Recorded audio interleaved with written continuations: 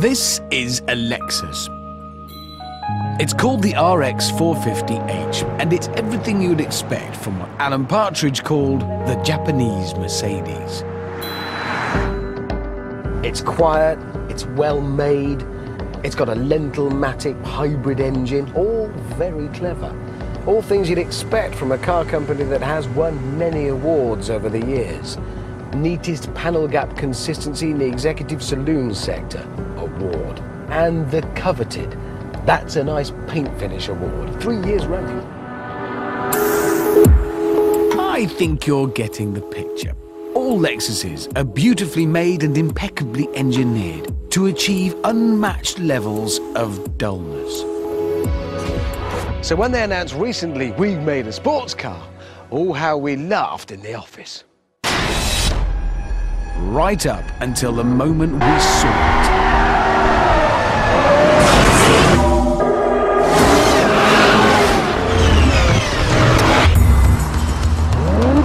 Yeah, egg on face, foot in mouth. Humble pie for breakfast, lunch and dinner.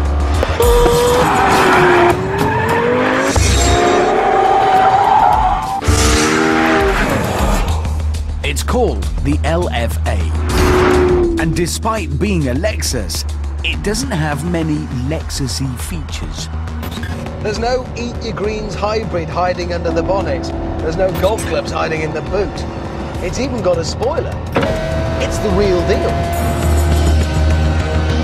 And if you're still not convinced that this thing is a supercar, then let me give you some nerdalicious numbers.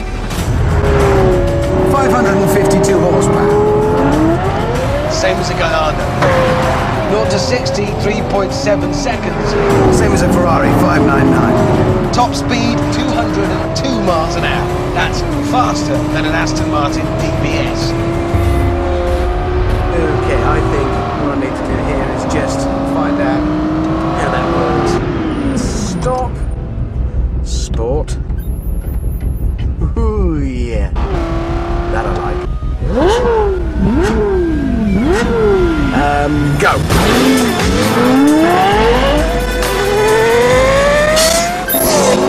Whoa, that's explosive.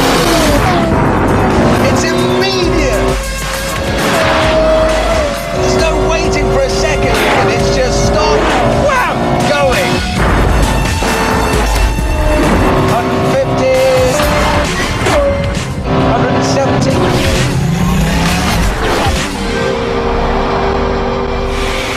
Yeah, that's really quite a fast car. Now, this being a Lexus, you might expect it to be not just a supercar, but a supercar full of immense attention to detail. You'd be right. 4.8-litre V10, and yet somehow the Lexus boffins have managed to make it only the size of a V8 and as light as a V6. But that's not the most amazing thing about it. No, the most amazing thing is the way it revs. The engine is so lively they've had to fit this computer game-style virtual rev counter. Because a normal analog rev counter can't keep pace with how quickly this thing gains and loses revs. And then there's the beautifully nerdy flappy paddle gear change. The paddle to change up is lighter to use than the paddle to change down, just so you know you're going in the right direction. Amazing stuff.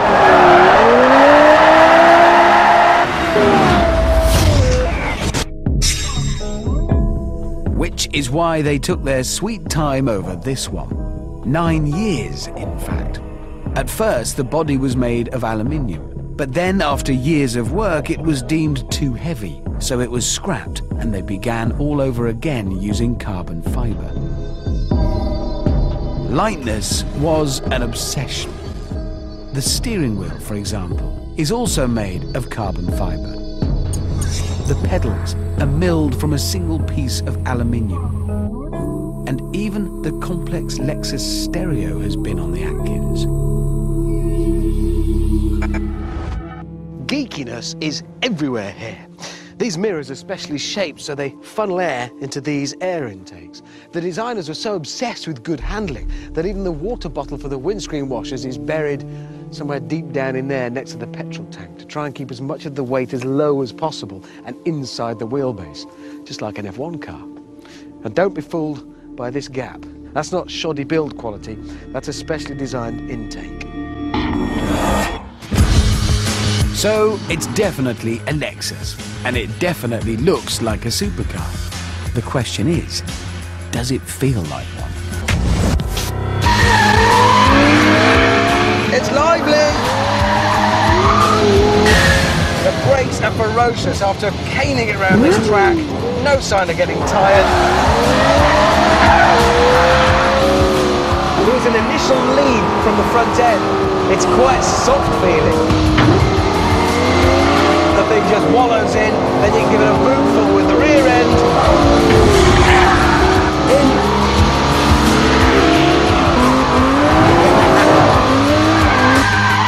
Oh no. Oh God.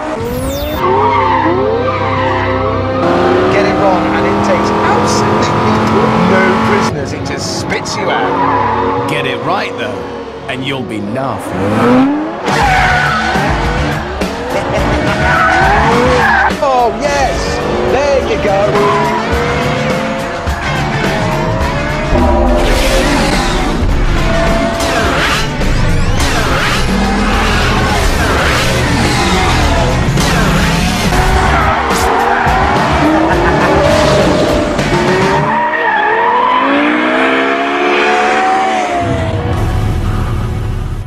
So there we are.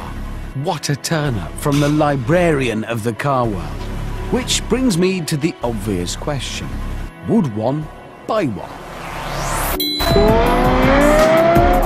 That all depends how much it costs.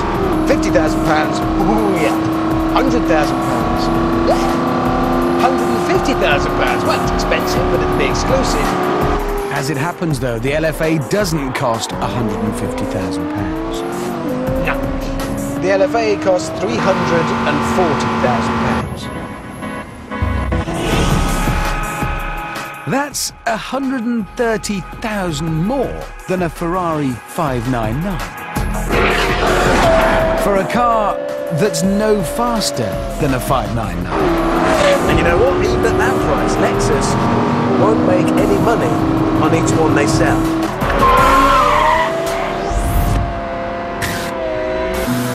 What this car is, then, is an engineer's wet dream. It's a brilliant creation, and praise the Lord that it exists. But price-wise, it's on a different planet. And there's another slight issue. At the end of the day, and here it is, the actual end of the day. Yep, I'm in the Lexus. Oh God, you'll never get away from that. Will the owner of the £340,000 Lexus move it? Yeah, it's me. Sorry. It just doesn't. It's a Lexus. It just is.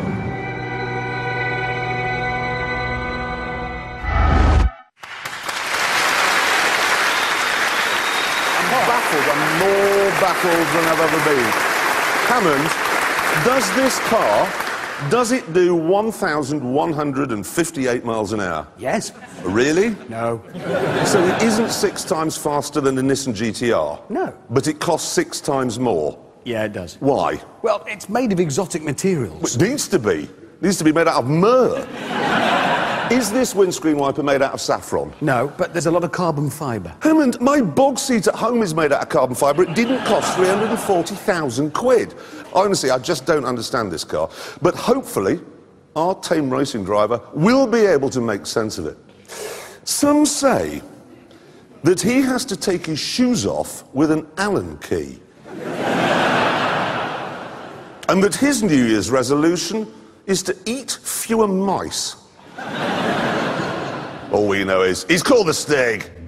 And he's off! It's wet out there yet again. Thank you, Copenhagen.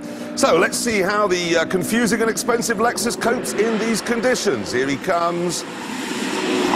Look at that through the first corner. Rocking up a bit there, and a little bit of oversteer on the way out.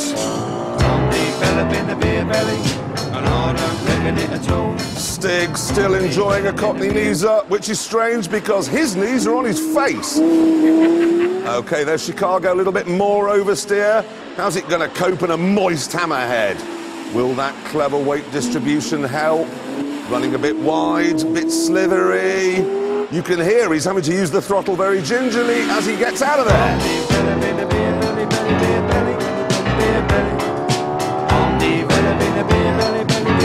Right, now he can really mash his paw down. God, this thing sounds like an old F1 car. Let's hope it's not using know-how from the Toyota team or it'll be rubbish. 2 corners left, spearing into the second to last one. Just a flash of corrective lock. Gambon, that's clean, and across the line. Boring lap. Never spun, never crashed. Well, we shall see. You have the time? I do. It did it in 1:22.8, which puts it there. But critically, I've got to write on there that it's wet, very wet. That's the fastest wet lap we've ever had. By a long way, because the next one's Lambo Gallardo. The Gallardo there. So look at that. 3 seconds a lap faster for 3 times the price. Yes, it's a bargain.